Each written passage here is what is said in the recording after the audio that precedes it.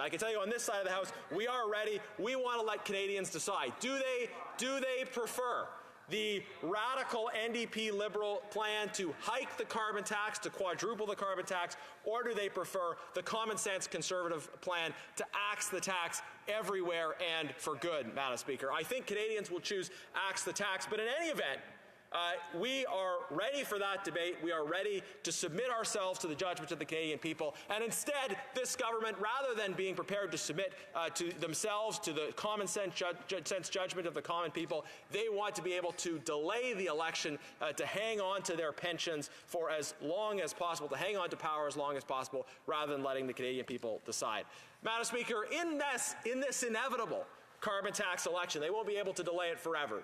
So when the inevitable carbon tax election comes, Liberals and New Democrats will have to explain the following to the Canadian people: that the very purpose of a carbon tax is to increase costs. That is what even proponents of the carbon tax say it exists to do. The carbon tax exists to make driving your car more expensive, to make taking that family road trip more expensive. That family road trip that the Minister of Health thinks is going to burn the planet.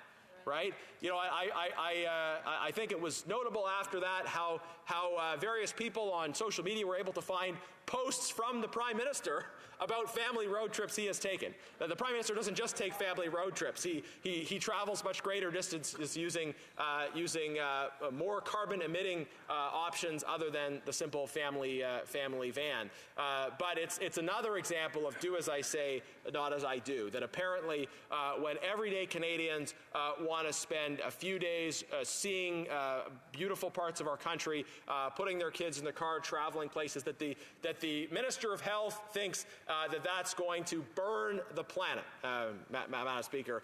This is the kind of do as I say, not as I do, radical extremism that we have come to expect from this radical NDP Liberal coalition government.